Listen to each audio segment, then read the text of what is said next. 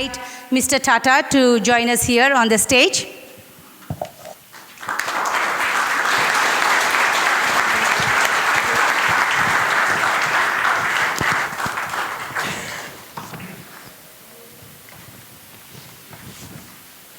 Do you use a handle mic or? Yeah, wherever. Okay. Thanks. Oh my God, these chairs are We wanted to capture moments where you're unguarded. So that was the idea behind the chairs. But, you know, we are, how should I say, we are very parochial on certain things. So much of the furniture you see here is from Urban Ladder, and we are investors in the company. So how wonderful these chairs are, Mr. Tata.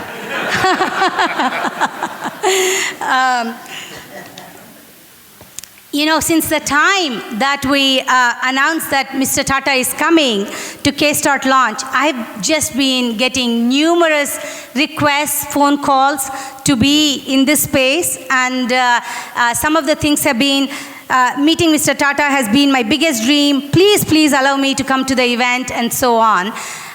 Just very heartwarming, touching notes. And, you know, we are flattered that they want to come here at all, whether it's for the space, whether it's for Kstart, or whether it is to have their moment with Mr. Tata.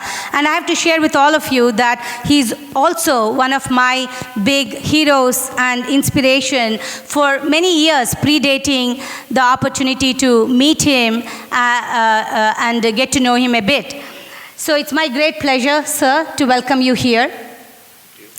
And one of the first questions, or one of the first questions I want to make is, you know, every time I've met you or been with you, I go away profoundly touched by the graciousness, how grounded you are, and yet, you know, how inspiring you are to people in, with every action and every conversation that you have with them. And how did you get to be that way? What makes you so? I guess you have to ask my mother. And what would she say? I would, she probably tell you to talk to my father. But you have had years to reflect. Pardon? You have had years to reflect on it. What's the legacy that they left behind to make you so? Oh, I think that's a very difficult thing to answer. It becomes part of your childhood, partly the experiences you've had. I think, to me, the most significant thing that happened in my life was, which many of the people in the room have also experienced, is going off to the US to go to college. From a very sheltered childhood into a big university where you're little more than a number, and suddenly you're thrown into a system of merit solely, no longer an entity. And it's very humbling and very down to earth. And I think that experience, which most of us have had, brings us to a sort of level of equality that is very valuable. I hope the country one day can boast the same kind of, that India can boast the same kind of thing in the years to come. Sunita, you want to get those pillows? Sunita is curated our space, architect. So Is this for Urban Ladder also? No. No, that's fine, thank you. Yeah. Sunita and the team were up all night. I came here after the LP dinner at 10:30, 11 o'clock, and you didn't see the space this way. So a lot of people have been up all night to get this ready, and few small things like pillows need to be done real time. And when you're an entrepreneur doing a product demo, which is what we are doing right now, demonstrating our space, there are glitches. We just have to go along. So, Mr. Tata, we didn't talk about what we were going to talk about today at all, and you didn't ask me what I was going to ask you. So, since I was given no conditions, right, so I'm going to sort of go with the flow that I wanted to ask, okay? I just thought what would be wonderful for me, for many of the founders, is to take the next 30 minutes and capture the journey of an entrepreneur from your point of view, from your years of experience, but having you put yourself in our shoes, as in the entrepreneur's shoes, okay? So if we begin and I don't know if this is a good idea or a bad idea because I didn't brief him on this, so we'll just go along and figure this out, right? So if we begin at the beginning about ideas and founders, right? If you were 26 years old and decided to jump into the fray of entrepreneurship, how would you go about starting a company? I think the manner of starting a company is fairly out in the open. You look for funding, you look for somebody that you can inspire or can. How would you select an idea? What idea would you go after? How would you go after an idea? I think some of us have ideas all the time, and for me, for example, very often ideas come when I see something not working well, and I think that's probably what most people do. You have enough of a solution orientation to sit down and say, how can this come to work better, or faster, or less expensively, etc. And then there are those of us who leave those thoughts in our heads, and the others that try to build an enterprise around that. And then you have to go put flesh and blood behind that in terms of funding, in terms of getting a team together, etc. So how would, and again, there are many paths to heaven, as they say, but, many ways to do a company. But would you be excited by the scope of the opportunity from a market or difficulty of the problem and solving that? What would motivate you? I think it could be either way. There'd be a moment where you see a market opportunity, which again probably dwells around a space that's not covered or underserved. And you build an idea around that. And sometimes those ideas don't work, and sometimes they do.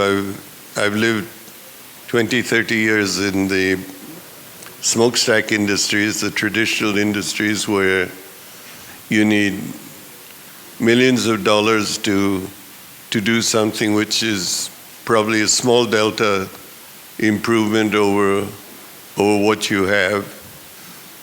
But it's the same process. And here what's wonderful about the age we're talking about is the initial money involved is small, and you can put your idea to work much easier than you can't build another steel plant every year.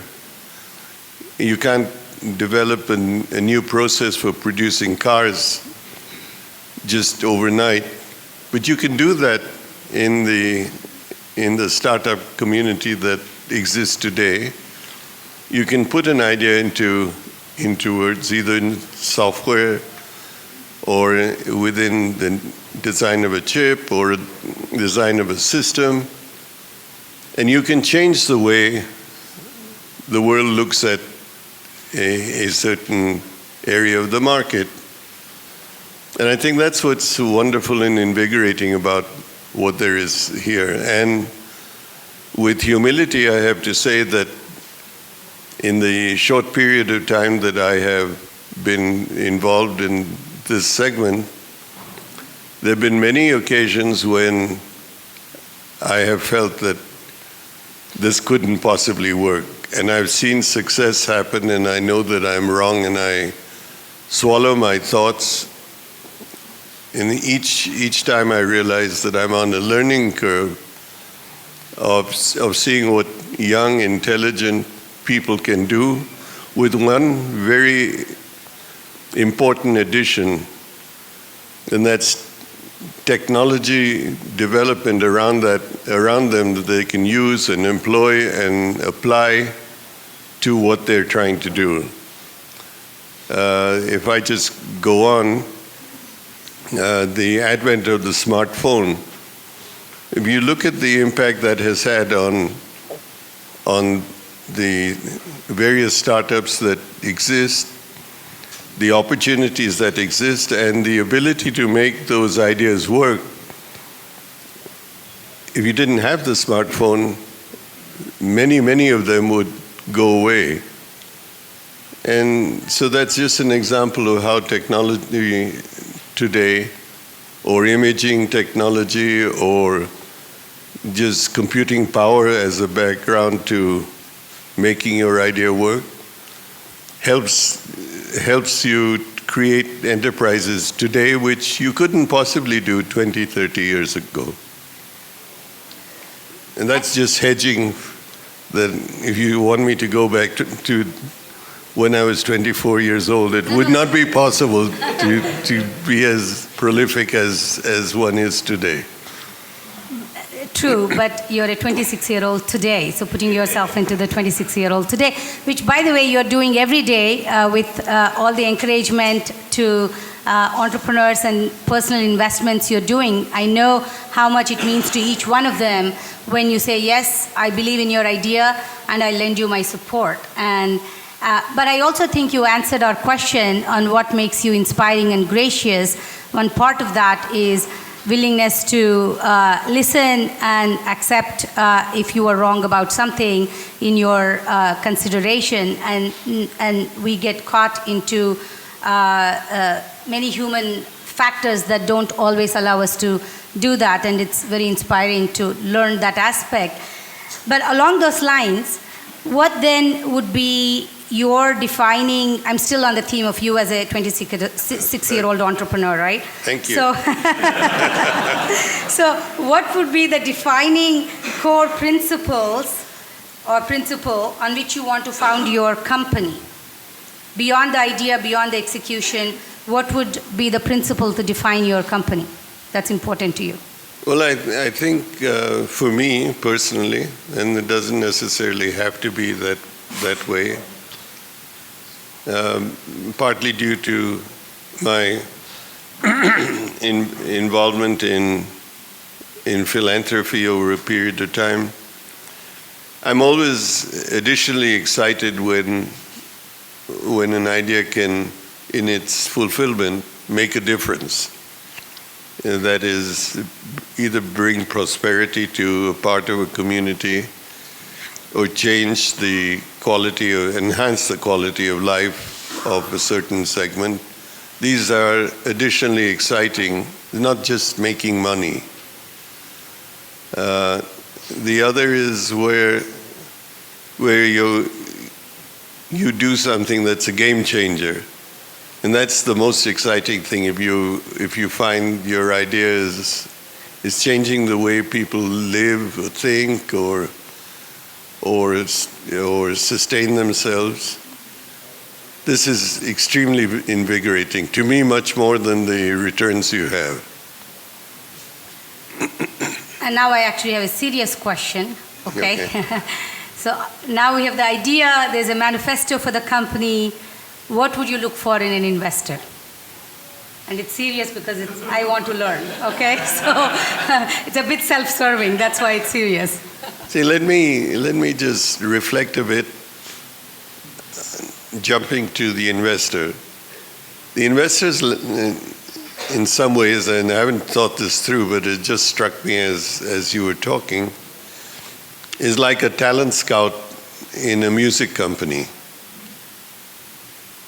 You get musical groups who are doing their best to impress that talent scout, and perhaps he can't really put down in numbers what kind of returns this group would get, but he intuitively feels that this group is really going to go. And he can't define why he's saying that, but that he feels that this can really happen, and he mentally conjures up a plan of concerts and recordings and such that he can package this group to be. And I think one looks for an investor that has a similar sort of excitement over what one is trying to do, and is ready to not only risk his money but participate in the journey that has to be taken, using his contacts, using his mentorship, etc., to make this work. Not just plain numbers, because I think there's a lot of intuitive inputs that most of us don't give enough attention to, where we have to put ourselves in the exciting role that the entrepreneur feels, and hopefully come to the conclusion that yes, this is an exciting field. So that brings follow on to role of capital and growth. One of the big challenges for entrepreneurs today is how much money to raise, how fast should I grow, how much should I focus on sort of capturing market, where do I balance that from needs of profitability and sustainable revenue models. And there are no equations or formulas to say this is the path. And it seems like companies do counterintuitive things and they still succeed. And however, that success doesn't apply all the time to everybody. So growth versus profitability and aggressively raising capital, how do you find equilibrium of those pulling gears? As you say, there is no single fit that fits all. It's very difficult in these last 2-3 years. Companies that I've looked at have grown at rates that I couldn't possibly have believed could happen. And the next thing is, can those growth rates be sustained? Because you can have high burn rates initially, and they taper off and become albatrosses around your neck. So that's something that's at a rate and pace that I'm not familiar with. It's exceedingly high for someone coming from the smokestack and conventional industries. But again, one has to be humbled, because there are some companies that do this and sustain this and continue to be innovative, and there are others that fall by the wayside. They burn out much faster than they could. So I can't make a comment on that. Again, it's intuition in terms of how you think it gets implemented, and a close monitoring of what's happening. So going on then, today all over the world we are CEOs focus on building personal brands, and sometimes it's hard to separate the brand and the company. Maybe Richard Branson started it all, I don't know. He's the first original brand, at least I knew, from a CEO who drives it so hard, and the company and the person cannot be separated. And how important do you think it is for a startup CEO to focus on creating a personal brand inseparable from the company? Is that a detraction? Is that additive? Is that personal vanity? It's very difficult to decide what it is. I think. Well, what would you do? I'm a very shy person, and you're giving me a lot of visibility. So I wouldn't want to build my brand. I would find that difficult to do. But I think a brand has to be built. If it's a corporate brand, it's just the same thing. There's some people who inevitably leave their personal brand on a company, and it works for some people, it doesn't work for others. And I can't make a comment that's more specific than that. That's good comment. This is all about your journey as a 26-year-old entrepreneur, remember? So you have built large institutions, inherited legacy that you have heightened and have left behind a legacy of institutions that everyone is impacted in one way or the other and look up to. But as a young entrepreneur then, when you think ahead in terms of building long-term institution versus selling when there is a great offer on the table, and again, I know that there is no right answer, but how would you approach thinking through that? When to sell, when to focus on building that legacy? Building the legacy that you would sell, or? No, you have an offer. Somebody wants your company. Somebody is going to buy. We have Kunal Shah here, I think. He sold this company for $500 million, which was a great choice he made.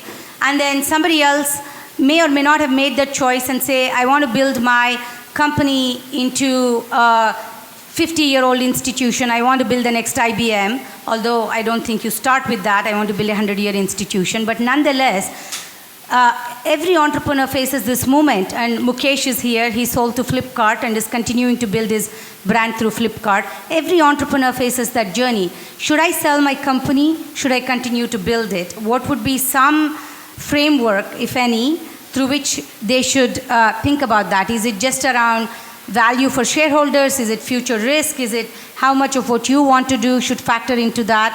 And you know? Well, the only way I can address what you're saying is to give you my living example, if you might. Mm-hmm. When I took over the chairmanship of the Tata Group, the media was rife with statements of Tatas have 80 companies, there's no focus, what are your core businesses, etc. And so, driven in part by that, in part by reality, I started to put together a plan of rationalizing the group into a smaller number of businesses, which meant getting rid of some of the businesses that didn't make sense.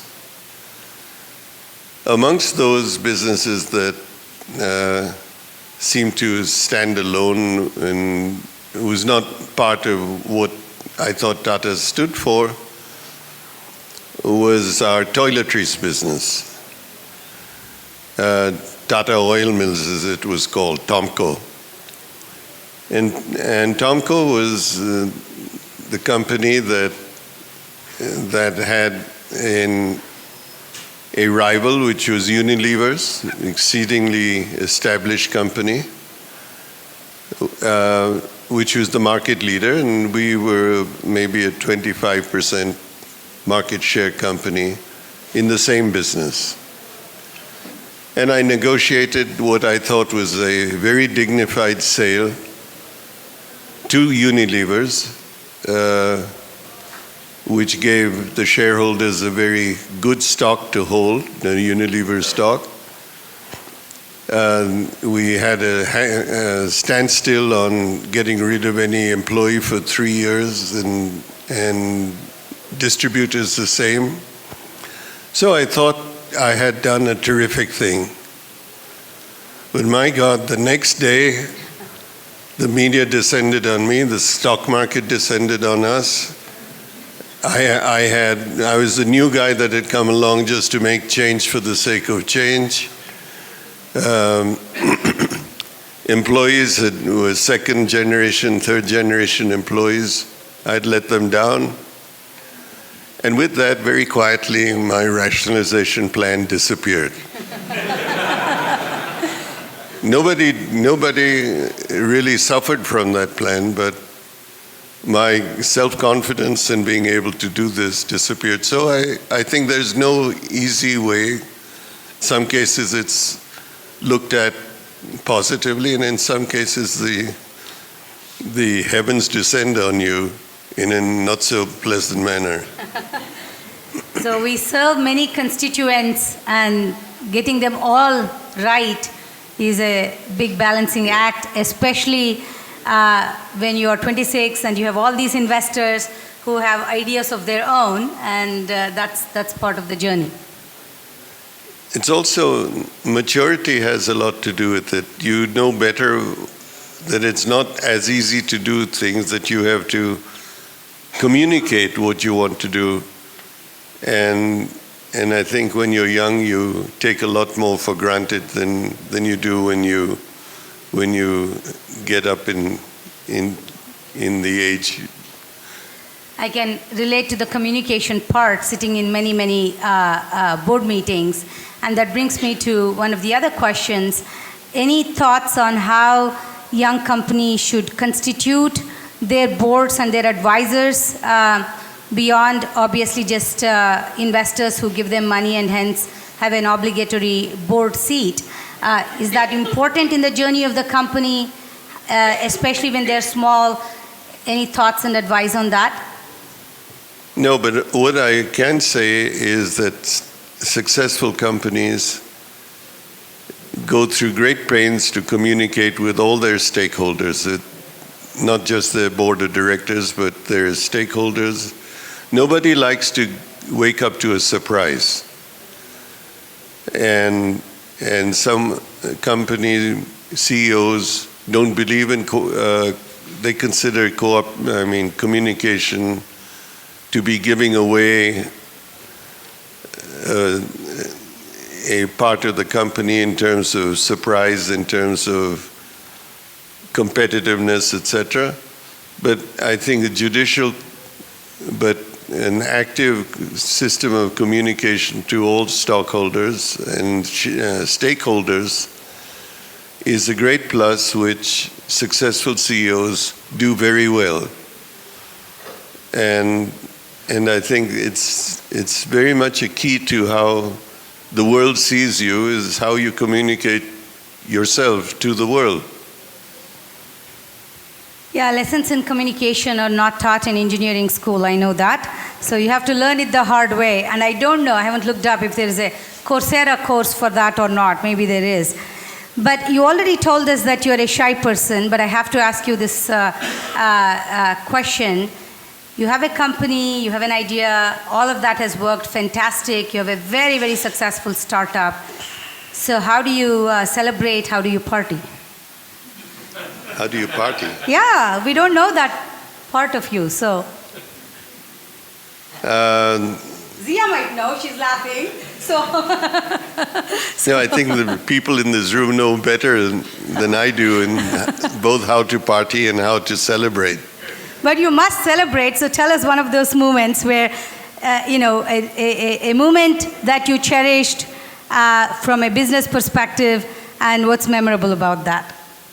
Oh, there have fortunately been several such things. There have also been several failures that.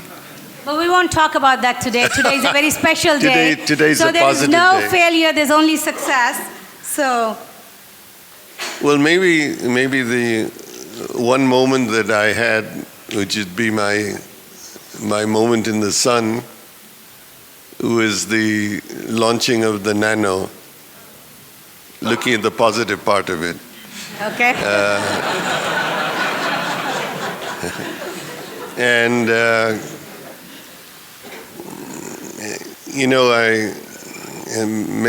many of you know that I used to spend my time in boring board meetings making caricatures of my fellow directors.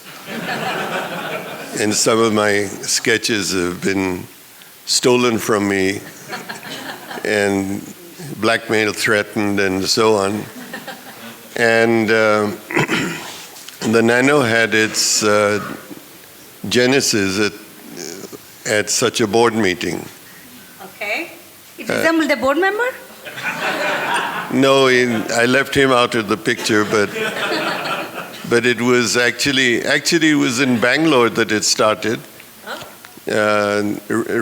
Driving behind a scooter that had 4 or 5 people on it, on a day that it started to drizzle and the roads were slippery, and we saw an accident. Somebody flipped over and the family sort of lying on the street. That led me to doodle about how to make a two-wheeler safer, which in turn led to the creation of, or the concept of, an affordable car for a family, and a team to manufacture that car, first design the car at the price level that we had offered, and then using the Auto Expo in Delhi to launch the car. And that launch itself was a tremendous moment of coordinating sort of a holographic display and to bring music into it and so on. And I drove the car onto the stage, which in itself turned out to be almost a disaster because as I drove out, I realized that there were no lights, and where the stage stopped and where the audience started was not so clear.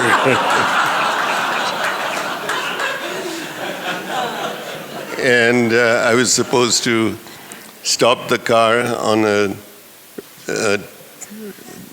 motorized turnabout that would, when the lights came on, the car would be there.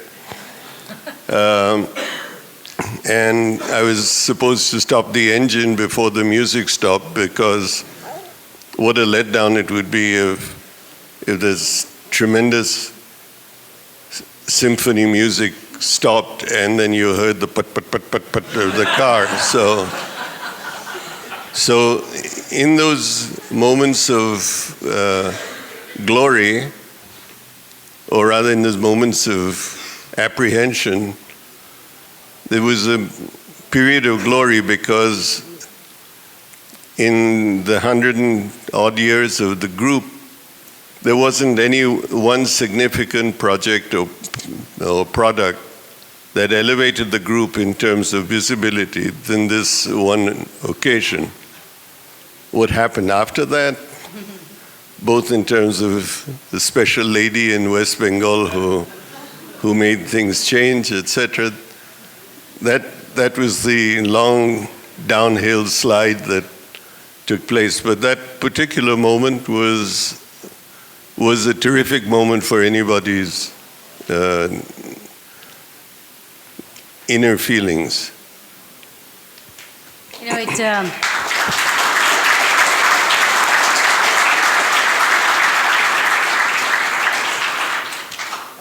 I've always wanted to read your biography, and you don't have one. And if you do bring out with one, I hope you will do a book reading and launch here. We have booked the space already. And because I've always, wanted to know the making of Mr. Ratan Tata. So maybe you let me ask you a few questions. And I've been asking questions, I know, but I've been asking very tame questions, I think. So what's the one thing you wish you had known when you were 26? Why is 26 becoming so important? So I'll tell you, because 30 is too old to be an entrepreneur today in, just mindset. Well, okay. Remember, I told you I was at this, I've been in 2 campuses in 1 month, Kharagpur and Mumbai, but just kind of generally, okay? So people want to be under 30, not that it's too old any time. How many of you are entrepreneurs here? Oh, geez, okay. I am known to put my foot into my mouth, but okay. And I think that 25 you're not wise enough. So I had to pick a year. So I just picked 26 for no other reason. So there's nothing special about 26, but I just had to pick something. I couldn't say 45. So how many are at age 26 here?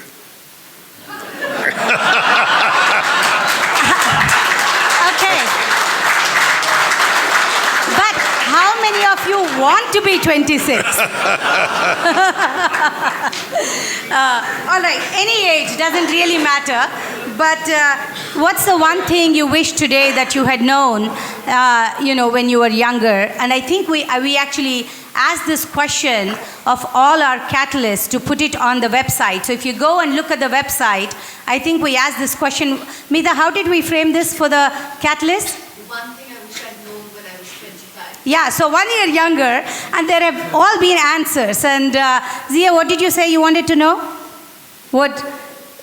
She has forgotten. You put it down on a public website, Zia. So part of that idea was when we reflect back, and I think Anil said, I wish I had known how important India would become when I was 25. What would you do with it? Maybe none of us know, but it's really more about asking for a reflection of just what is it that you didn't know then that you know now. That's sort of really the framework of the question. Well, very broadly, when one was at that age, I was a young employee in Jamshedpur with ideas. I always used to go to whoever was my boss at that time to ask why we couldn't do something this way or that way. And the answer would be, just wait. Don't be so eager. We know what we're doing. We've been doing this for 30 years. And so just quietly go back and do what you are supposed to do. And so I yearned for an environment where one could be heard and when one had an idea. And maybe I didn't know how to frame my question or my idea to someone. But whatever it was, I think how you communicate is something that you wish you could have done better at that time. Goes back to communication again. Yeah. And maybe a little bit of overconfidence and an ego that one shouldn't have had. But it's the age to have it.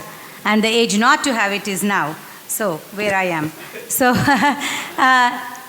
anyone you have admired and looked up to in your life? I mean, many people, I'm sure, but someone that really stands out iconically for you, as you do for many of us?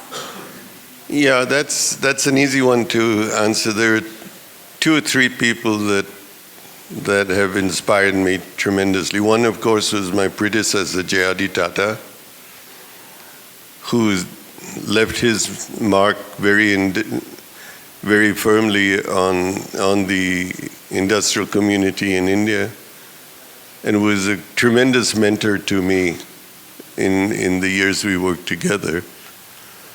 But 2 in the United States who I looked up to and became very close to. One was Mr. Schott, who was the chairman of Cummins, and Ravi knows him well, who continues to be a particular personal friend and mentor even today. And the other was Amar Bose, who formed the Bose Corporation.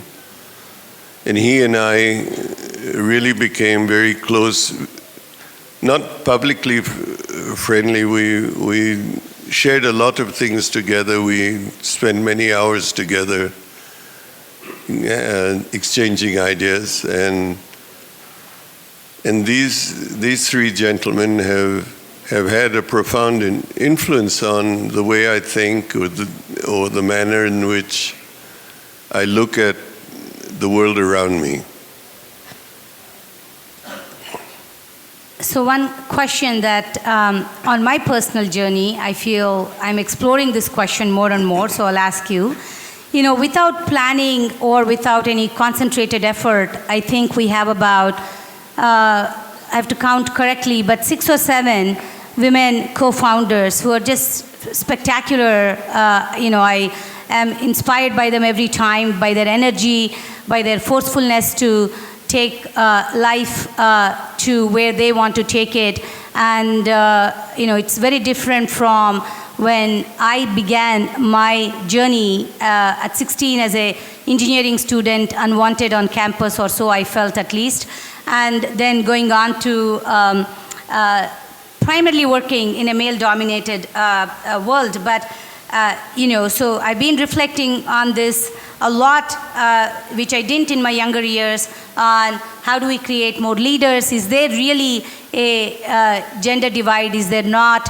And maybe it's an unfair question to ask you, but to serve the constituency that I do want to serve, I would ask you to say, is there, from all the years of observation you have, more that can be done to inspire women, to create women leadership? And let's put that in the context of just India, so we at least filter the problem. Any thoughts you would offer on that? No, in many ways, you look at India and you say politically, women have reached the top faster than, and it's been more so than it might be in other countries.